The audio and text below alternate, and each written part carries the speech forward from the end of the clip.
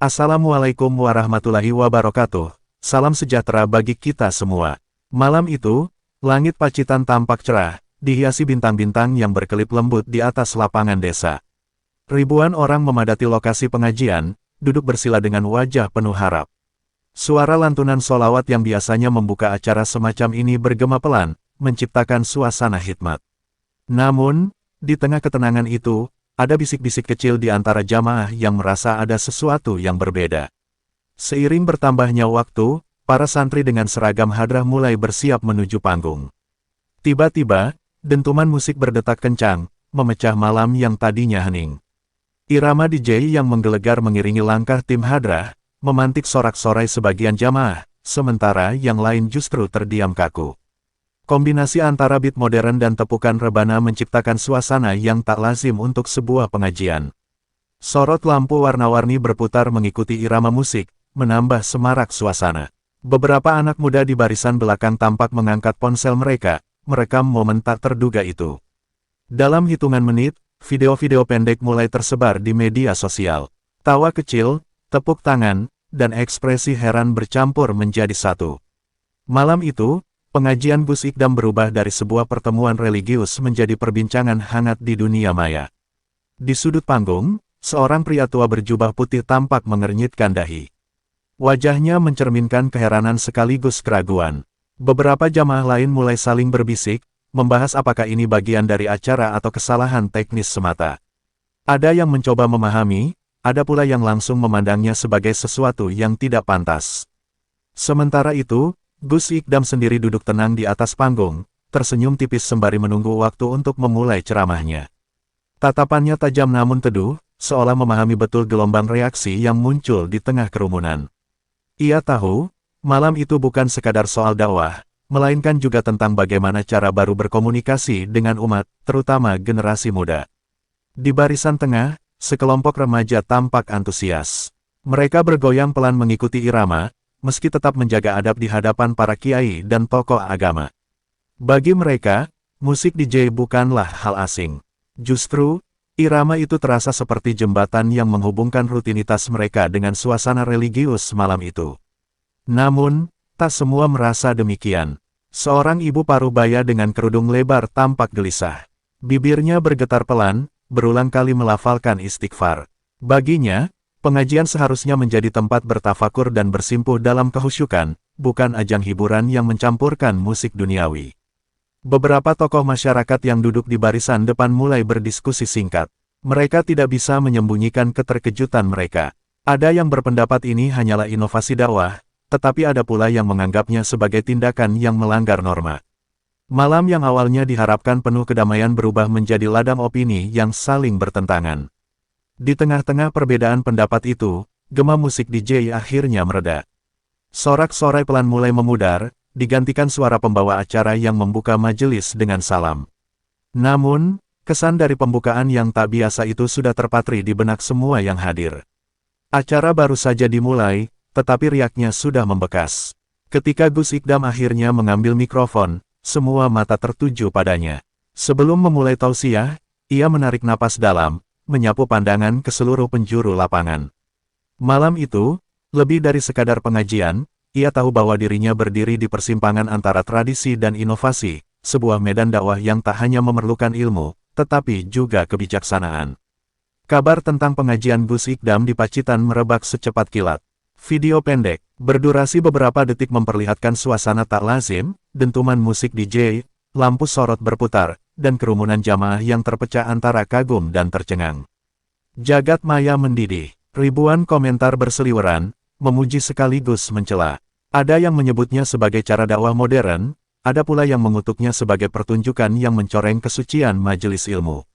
Di sebuah pesantren di Jawa Timur, seorang kiai sepuh menatap layar ponselnya dengan sorot mata berat. Jemarinya gemetar, bukan karena usianya yang renta, melainkan karena gelombang kekhawatiran yang perlahan menggerogoti hatinya. Ia tak habis pikir bagaimana sebuah pengajian bisa dibuka dengan cara demikian. Dalam hatinya, ia bertanya-tanya, apakah ini dakwah atau sekadar hiburan yang dikemas dalam balutan religiusitas. Wajahnya memucat, dan sebuah keluhan lirih meluncur dari bibirnya. Kritik demi kritik mulai bermunculan. Beberapa ulama Jawa Timur secara terbuka menyampaikan keberatan mereka. Kiai Haji Mutawakil, Alaloh, sosok terpandang di Majelis Ulama Indonesia, memberikan pernyataan tegas. Baginya, meski musik tak bisa serta-merta dikatakan haram, ada batas-batas yang seharusnya tak dilanggar. Majelis ilmu adalah ruang suci, tempat di mana ketenangan hati dan kejernihan pikiran menjadi utama. Dentuman DJ, bagi beliau, terlalu bising untuk sebuah pengajian. Tak lama kemudian, Gus Fahrur dari PBNU ikut bersuara. Namun, nadanya lebih teduh. Menurutnya, musik memang boleh menjadi sarana dakwah, asalkan tujuannya baik dan tidak melampaui batas. Ia mengingatkan bahwa Islam di Nusantara sejak lama memadukan budaya dan dakwah, dari gamelan hingga kasidah. Meski demikian, ia menekankan pentingnya memahami psikologi jamaah. Tidak semua orang bisa menerima inovasi secara tiba-tiba, apalagi jika itu menyentuh ruang-ruang spiritual yang mereka hormati. Di sisi lain, para pendukung Gus Ikdam tak tinggal diam.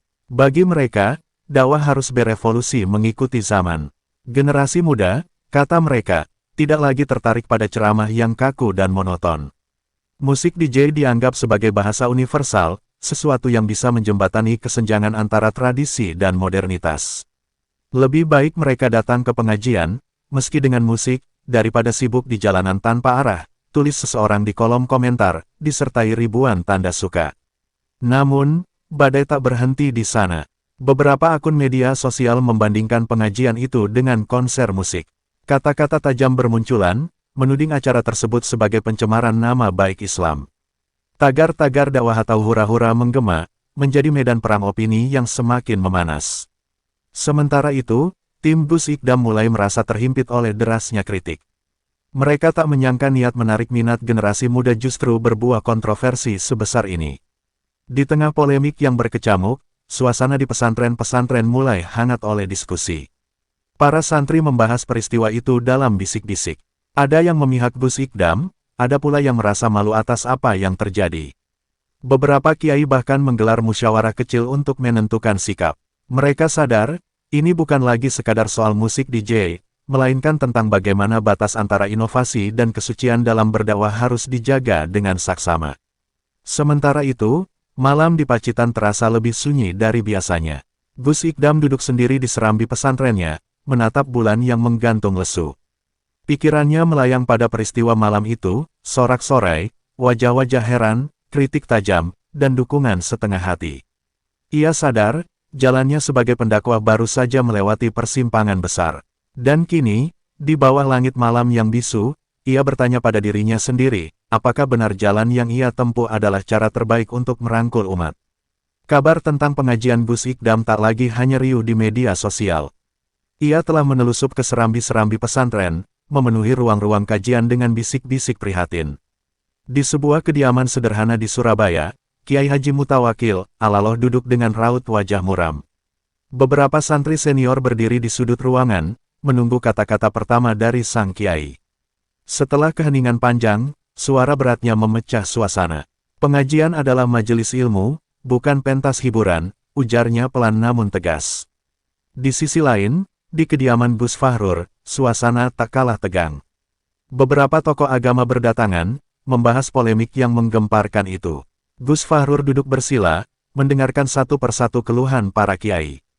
Ada yang menyayangkan metode dakwah yang dianggap kelewat batas, ada pula yang berusaha memahami niat baik di baliknya. Meski Gus Fahrur menegaskan bahwa musik bukan sesuatu yang terlarang, ia tetap mengingatkan bahwa kebijaksanaan dalam berdakwah lebih penting daripada sekadar menarik perhatian. Desakan demi desakan mengalir deras. Beberapa ulama mendesak agar Gus Ikdam segera memberikan klarifikasi. Mereka khawatir, jika dibiarkan, peristiwa ini akan menjadi celah bagi pihak-pihak tertentu untuk merusak citra dakwah Islam. Jangan sampai umat kehilangan arah hanya karena kita lalai menjaga adab, seru seorang kiai sepuh dengan suara bergetar.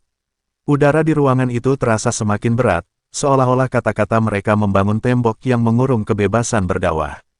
Di tengah derasnya kritik, dukungan untuk Gus Ikdam pun tak kalah lantang. Beberapa dai muda bersuara di media sosial, menyebut bahwa era telah berubah dan cara dakwah harus ikut beradaptasi. Bagi mereka, selama pesan yang disampaikan tetap lurus, bungkusnya bisa beragam. Kalau musik DJ bisa membuat anak muda datang ke pengajian, kenapa harus kita tolak? Tulis seorang pendakwah muda di akun pribadinya. Kata-kata itu mendapat ribuan dukungan, namun tak sedikit pula yang mencelanya. Kemarahan memuncak ketika potongan video acara di Pacitan terus beredar tanpa konteks. Ada cuplikan musik DJ yang dipotong tanpa memperlihatkan sesi ceramah, seolah-olah pengajian itu hanya berisi dentuman suara dan sorak-sorai. Umat pun terpecah, sebagian mengutuk, sebagian bertahan membela. Kebenaran terasa buram di tengah derasnya opini yang saling berbenturan. Di sisi lain, para santri di pondok pesantren Sabilut Taubah mulai merasakan dampaknya. Mereka yang awalnya bangga bisa menjadi bagian dari pengajian Gus Ikdam, kini dihadapkan pada cemoohan dari luar. Beberapa santri bahkan mulai enggan keluar pondok, takut ditanya-tanya soal kejadian itu. Kami hanya ingin berdakwah, kenapa jadi begini? Bisik seorang santri pada temannya, suaranya nyaris hilang di telan malam. Gus Ikdam sendiri tak tinggal diam. Ia mulai berdiskusi dengan timnya, berusaha memahami di mana letak kesalahan mereka. Wajahnya tampak lebih letih dari biasanya, namun sorot matanya masih menyala. Baginya, ini bukan sekadar ujian popularitas, ini soal prinsip dakwah yang sedang diuji di tengah gelombang zaman. Malam itu, ia duduk di serambi pesantren, mendengarkan keluhan para santri yang merasa terpojok. Kita harus segera bersuara, gumamnya pelan, lebih kepada dirinya sendiri. Di tengah gemuruh kritik dan dukungan, waktu terus berjalan. Nama Gus Ikdam semakin bergema, bukan hanya di Pacitan, tapi ke seluruh penjuru Jawa Timur. Ia kini berdiri di persimpangan tajam, antara menjaga akar tradisi atau melangkah maju dengan cara baru. Dan di dalam hatinya, satu pertanyaan terus berputar, bagaimana caranya berdakwah tanpa kehilangan makna. Malam semakin larut di pondok pesantren Sabilut Taubah. Ruang tamu kecil yang biasanya lengang kini dipenuhi wajah-wajah tegang. Gus Ikdam duduk di tengah, dikelilingi para pengurus dan santri senior. Wajahnya terlihat lelah, namun sorot. Matanya tetap tajam, memindai satu persatu orang di hadapannya. Di meja kayu tua, beberapa ponsel terus bergetar, notifikasi kritik, dukungan, bahkan kecaman, datang tanpa henti. Udara malam terasa berat, seakan membawa beban yang tak terlihat. Ilham Burhanuddin, ketua panitia pengajian di Pacitan, mengusap wajahnya dengan tangan gemetar. Suaranya bergetar saat mulai bicara. Kami tidak menyangka akan seperti ini, Gus. Niat kami hanya ingin menarik anak muda agar mau datang ke pengajian. Musik DJ itu, hanya selingan, bukan inti acara, katanya pelan. Ada keputusasaan yang sulit disembunyikan dari nada bicaranya. Semua orang tahu, niat baik kadang tak selalu berakhir baik. Seorang santri senior berdiri, suaranya sedikit bergetar. Tapi, Gus, orang-orang di luar sana tak melihat niat kami. Mereka hanya melihat dentuman musik, lampu sorot, dan video yang dipotong-potong. Mereka tak peduli apa yang kami sampaikan setelahnya, katanya, matanya memerah menahan emosi. Keheningan menguasai ruangan. Setiap orang tenggelam dalam pikirannya masing-masing, merasa seolah-olah upaya mereka membangun jembatan dakwah justru berubah menjadi dinding yang memisahkan mereka dari umat. Gus Ikdam menarik napas panjang, lalu menghembuskannya perlahan. Ini bukan soal musik DJ atau lampu sorot, ujarnya lirih. Semua kepala menoleh. Ini soal persepsi. Dakwah bukan hanya soal apa yang kita niatkan, tapi juga bagaimana orang lain melihatnya. Kita mungkin bermaksud merangkul, tapi jika caranya membuat mereka merasa menjauh, berarti ada yang harus kita perbaiki. Suaranya tenang, namun menusuk, membuat ruangan itu semakin sunyi. Di luar pondok, desas-desus terus beredar. Sejumlah tokoh agama dikabarkan akan menggelar musyawarah khusus membahas fenomena ini. Para ulama sepuh merasa perlu bersuara agar tidak muncul kegaduhan baru. Sementara itu, pendukung Gus Ikdam tetap bertahan di media sosial, membela metode dakwahnya meski semakin banyak komentar pedas yang menghujani. Bagi mereka, Gus Ikdam bukan hanya seorang pendakwah, ia simbol perubahan, suara bagi generasi yang selama ini merasa jauh dari agama. Namun, di balik layar, tekanan semakin kuat. Beberapa acara pengajian berikutnya dikabarkan batal karena khawatir akan terjadi protes. Ada masjid yang tiba-tiba menarik undangan, ada panitia yang meminta konsep acara dikaji ulang. Seolah-olah badai ini tak hanya menghantam Gus Ikdam, tetapi juga mereka yang ingin mengundangnya. Semakin Gus Ikdam diam, semakin besar gelombang keresahan yang tumbuh. Malam itu, setelah semua orang meninggalkan ruang tamu, Gus Ikdam tetap duduk sendirian. Pandangannya kosong menatap dinding, pikirannya berkelana. Ia teringat ayahnya, seorang kiai sederhana yang pernah berkata, dakwah itu bukan tentang siapa yang paling keras suaranya, tapi siapa yang paling dalam pemahamannya. Kata-kata itu kini bergema di benaknya, berdenting bersama riuh rendah kritik yang terus berdatangan. Sebelum beranjak ke kamarnya, Gus Ikdam memejamkan mata sejenak. Ia sadar, ini bukan sekadar tentang musik atau sorotan lampu. Ini tentang bagaimana menjaga keseimbangan, merangkul tanpa mengusik, mendekatkan tanpa mengorbankan makna. Dan esok hari, ia tahu, satu keputusan harus diambil. Dakwahnya telah sampai di persimpangan, dan ia tak bisa terus diam. Fajar menyingsing pelan di langit Pacitan, membelah sisa-sisa gelap yang masih menggantung. Pondok pesantren Sabilu Taubah terasa lengang, namun di dalam musala kecil, Gus Ikdam masih bersimpuh. Keningnya yang basah oleh sujud panjang menempel erat pada sajadah lusuh, seolah berharap setiap tetes air matanya mampu meredam gejolak yang melanda.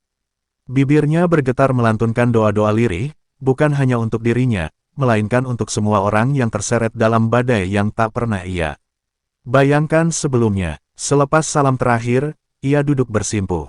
Matanya sembab, namun sorotnya tajam. Pikiran-pikiran semalam berputar kembali, kritik pedas para kiai, video yang viral, komentar bernada cercaan, serta bisik-bisik panitia yang merasa bersalah. Semua berkelindan dalam kepalanya, memaksa hatinya untuk segera menentukan arah. Di satu sisi, ia ingin mempertahankan cara dakwah yang merangkul generasi muda. Di sisi lain, ia sadar, ada batas-batas tak kasat mata yang harus dijaga agar dakwah tak kehilangan maknanya. Suara pintu musala berderit pelan. Seorang santri senior, Farhan, melangkah masuk dengan hati-hati. Gus, panggilnya lirih, takut mengganggu. Gus Ikdam menoleh, menyeka wajahnya dengan ujung sarung. Ada apa? Tanyanya tenang, meski hatinya masih bergejolak. Farhan menggenggam ponselnya erat. Beberapa ulama Jawa Timur mengadakan musyawarah hari ini. Mereka ingin mendengar penjelasan dari Gus, katanya, suaranya bergetar. Kalimat itu menggantung di udara, menambah beban yang sejak tadi tak kunjung reda. Gus Ikdam terdiam sejenak, lalu mengangguk pelan. Ia tahu momen ini akan datang, momen di mana ia harus berdiri di hadapan para sesepuh, bukan untuk membela diri, melainkan untuk menjelaskan bahwa niatnya tak pernah ternoda. Ia menarik napas panjang, membiarkan udara pagi memenuhi dadanya. Aku akan datang, ucapnya lirih, namun penuh keteguhan. Di luar, kabar tentang musyawarah itu mulai tersebar. Beberapa pesantren menggelar doa bersama, berharap polemik ini segera mereda. Namun di sisi lain, sebagian kalangan justru semakin lantang mengkritik. Dakwah kok pakai musik DJ? Itu bukan inovasi, tapi penyimpangan. Ujar seorang tokoh agama dalam sebuah video yang beredar. Kata-kata itu menyulut kemarahan di berbagai lini, membuat perdebatan semakin sengit. Di tengah pusaran kontroversi, para santri Gus Ikdam mulai merasa terhimpit. Mereka yang biasanya bangga menyebut nama gurunya, kini harus menelan cemoohan setiap kali keluar pondok. Santri pengajian DJ, iya, tanya seseorang sinis di pasar, membuat seorang santri menunduk, tak sanggup menjawab. Luka itu kian dalam, dan mereka hanya bisa berharap sang guru mampu meredakan badai ini. Sementara itu, di ruang tamu pondok, Gus Ikdam duduk memandangi kitab-kitab kuning yang tertata rapi di rak kayu. Ia teringat bagaimana ayahnya dulu mengajarkan bahwa ilmu agama bukan sekadar menghafal dalil, tetapi juga memahami manusia. Berdakwah itu bukan tentang siapa yang paling keras suaranya, tapi siapa yang paling lembut hatinya. Suara sang ayah bergema di benaknya. Kata-kata itu kini menjadi penguat di tengah gelombang tudingan yang terus berdatangan. Ketika matahari beranjak naik, Gus Ikdam akhirnya berdiri. Ia melipat sajadahnya perlahan, lalu melangkah keluar musala. Di wajahnya, ada kelelahan yang jelas, tetapi juga keteguhan yang tak tergoyahkan. Ia tahu, musyawarah nanti bukan sekadar forum klarifikasi, ini adalah panggung untuk memperlihatkan bahwa dakwah tak boleh berhenti, meski badai datang bertubi-tubi. Dan di setiap langkahnya, ada keyakinan bahwa jalan yang ia tempuh, betapapun terjalnya, adalah jalan yang harus ia lalui. Langit Surabaya dipenuhi awan kelabu ketika Gus Ikdam tiba di sebuah pesantren tua, tempat musyawarah para ulama Jawa Timur digelar. Pintu gerbang kayu itu berdiri kokoh, seolah menjadi simbol keteguhan tradisi yang telah mengakar selama bertahun-tahun. Sorot mata para santri yang berjaga di depan pintu terasa tajam, penuh selidik. Gus Ikdam melangkah masuk, diiringi beberapa pengurus pondoknya. Setiap langkah terasa berat, seolah ia sedang berjalan di atas bara, menuju ruang di mana suara-suara keras akan menguji hatinya. Ruangan itu sederhana namun syarat wibawa. Para kiai sepuh duduk melingkar, berjubah putih dengan sorban. Melingkari kepala mereka, wajah-wajah teduh itu kini tampak serius, mencerminkan tanggung jawab besar yang mereka emban. Di tengah lingkaran, sebuah kursi kosong disiapkan untuk Gus Ikdam. Saat ia duduk, suasana makin tegang. Semua mata tertuju padanya, menanti kata-kata pertama yang akan keluar dari bibir sang pendakwah muda. Kiai Haji Mutawakil, alaloh memecah keheningan. Gus Ikdam, suaranya rendah namun menggema, kami memanggil panjenengan ke sini bukan untuk menghakimi, melainkan untuk memahami. Namun, kami tak bisa menutup mata atas kegaduhan yang terjadi. Musik DJ dalam pengajian, bagaimana bisa hal itu terjadi? Nadanya tenang, namun pertanyaan itu menyelipkan beban yang luar biasa. Gus Ikdam mengangguk pelan. Ia menarik napas panjang, berusaha meredam gemuruh dalam dadanya. Kiai, suaranya sedikit serak, niat kami tak pernah untuk mengubah esensi pengajian. Musik itu, hanyalah cara untuk merangkul mereka yang selama ini jauh dari majelis ilmu. Kami ingin menarik anak-anak muda agar mereka mau datang, agar mereka merasa bahwa agama bukan sesuatu yang kaku. Tapi kami sadar, ada batas yang mungkin telah kami langgar. Suaranya bergetar, namun tetap tegas. Seorang kiai lain, Kiai Haji Abdul Ghafur, menyela dengan suara berat. Niat baik saja tak cukup, Gus, ujarnya. Dakwah itu bukan soal siapa yang datang, tapi bagaimana cara kita menjaga adab dalam menyampaikan agama. Jika niat baik itu disalahpahami, bukankah justru akan menyesatkan? Kata-kata itu menamparkan lembut, membuat suasana semakin panas. Beberapa ulama lain mengangguk, menyetujui pendapat tersebut. Namun, sebelum suasana semakin memanas, Gus Fahrur angkat bicara. Kita tak bisa menutup mata bahwa zaman berubah. Generasi muda butuh pendekatan yang berbeda. Tapi, ia melirik Gus Ikdam, perubahan harus dilakukan dengan kehati-hatian. Jangan sampai niat baik malah melukai hati umat. Suaranya menjadi jembatan di tengah ketegangan, seperti api kecil di tengah badai. Dalam keheningan berikutnya, Gus Ikdam menunduk. Ia sadar, musyawarah ini bukan hanya tentang dirinya, ini soal masa depan dakwah, tentang bagaimana agama bisa tetap dekat dengan hati manusia tanpa kehilangan kehormatannya. Saya tak membela diri, Kiai, katanya akhirnya. Saya datang ke sini untuk belajar. Jika cara kami salah, tunjukkan jalannya. Tapi izinkan kami tetap berdakwah dengan cara yang mampu menjangkau mereka yang selama ini merasa jauh. Kata-katanya lirih, namun tajam, menusuk ke dalam hati setiap orang di ruangan itu. Musyawarah berlanjut hingga langit berubah kelam. Di ruangan itu, tak ada pemenang ataupun pecundang. Hanya ada kegelisahan yang sama, bagaimana menjaga kemurnian dakwah tanpa mengabaikan kenyataan zaman. Dan malam itu, meski tak ada keputusan final, satu hal menjadi jelas, Gus Ikdam telah berdiri di garis tipis antara tradisi dan inovasi, dan jalannya ke depan akan lebih terjal daripada yang pernah ia bayangkan. Malam telah larut ketika Gus Ikdam melangkah keluar dari pesantren tempat musyawarah digelar. Langit Surabaya tampak kelam, seolah memantulkan suasana hatinya yang penuh gejolak. Angin malam menghembus pelan, tapi tak mampu meredakan beban berat yang ia pikul. Para pengurus pondok yang mengiringinya hanya terdiam, tak ada satupun yang berani membuka percakapan. Wajah mereka menampilkan kekhawatiran yang tak terucap. Gus Ikdam sadar, musyawarah tadi bukanlah akhir, melainkan awal dari pertarungan panjang antara menjaga tradisi dan memperjuangkan pembaruan. Sesampainya di pondok, ia langsung masuk ke kamarnya. Ruangan itu sederhana, hanya ada rak buku berisi kitab-kitab kuning, sebuah sajadah usang, dan meja kecil di pojok ruangan. Ia duduk di atas tikar, meremas jemari sendiri. Kata-kata Kiai Haji Mutawakil terus berdengung di kepalanya, niat baik saja tak cukup, Gus. Ucapan itu menggores hatinya dalam-dalam. Ia tahu para kiai bukan sedang memusuhinya, tetapi mereka takut jika dakwahnya dianggap menyimpang, umat akan menjauh, dan agama malah kehilangan wibawanya. Di luar kamarnya, beberapa santri berbisik-bisik. Mereka tak berani mengetuk pintu, tapi wajah mereka jelas memancarkan keresahan. Bagaimana, ya, Gus? Apakah beliau baik-baik saja? Bisik seorang santri. Aku takut ini akan membuat beliau berhenti berdakwah, jawab yang lain. Kegelisahan mereka berbaur dengan kecemasan yang lebih besar, tak hanya soal nama baik Gus Ikdam, tapi juga masa depan dakwah mereka yang selama ini bergantung pada semangat sang guru. Di tengah keheningan itu, ponsel Gus Ikdam kembali bergetar. Notifikasi pesan berdatangan tak henti-henti. Ada dukungan dari pendakwah muda yang memujinya karena berani membawa perubahan, namun lebih banyak lagi kritik tajam yang memintanya berhenti berdakwah jika tak mampu menjaga marwah agama. Salah satu pesan bahkan berbunyi, kalau tidak bisa berdakwah dengan adab, lebih baik diam.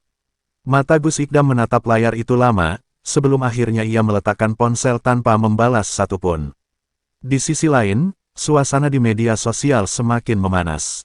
Cuplikan pernyataan para kiai dalam musyawarah mulai beredar, namun dipelintir sesuai kepentingan masing-masing. Ada yang mengatakan Gus Ikdam telah diadili dan dipaksa berhenti, sementara yang lain menyebut ia justru melawan para sesepuh. Kebenaran terkoyak, digantikan oleh narasi-narasi liar yang tak terkendali. Semakin ia diam, semakin banyak opini yang merajalela, membangun dinding tebal antara dirinya dan umat. Gus Ikdam berdiri, melangkah menuju jendela kamarnya. Dari sana, ia melihat para santri duduk melingkar di serambi, berzikir dalam lirih. Mereka adalah alasan mengapa ia memulai dakwah ini, untuk mendekatkan anak muda pada agama, agar mereka tak hanya mengenal ritual, tapi juga makna di baliknya. Namun kini, ia bertanya-tanya, apakah caranya selama ini benar? Ataukah justru ia telah melukai apa yang seharusnya ia jaga? Ketika malam semakin larut, seorang santri senior akhirnya memberanikan diri mengetuk pintu. Gus, suaranya gemetar, kami di luar menunggu arahan panjenengan. Apa yang harus kami lakukan? Pertanyaan itu menusuk tajam, karena Gus Ikdam sendiri tak memiliki jawabannya. Ia menarik napas dalam, lalu berkata, kita tidak akan mundur, tapi kita juga tidak akan membakar jembatan yang menghubungkan kita dengan para kiai. Kita akan mencari jalan tengah.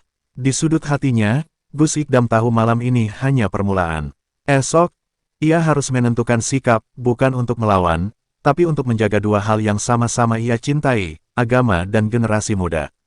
Dan untuk pertama kalinya, ia sadar bahwa berdakwah bukan hanya soal menyampaikan kebenaran, tapi juga menjaga cara agar kebenaran itu tak menjadi pisau bermata dua. Pagi merekah pelan di langit Pacitan. Matahari seolah ragu untuk muncul sepenuhnya, seperti mencerminkan kegundahan yang menyelimuti pondok pesantren Sabilu Taubah. Di serambi utama, para santri duduk bersila, menunggu dengan napas tertahan. Mereka tak lagi membisikkan pertanyaan, sebab pagi ini, jawaban akan datang dari seseorang yang selama ini mereka junjung tinggi, Gus Ikdam. Di dalam kamarnya, Gus Ikdam berdiri di depan cermin kayu tua.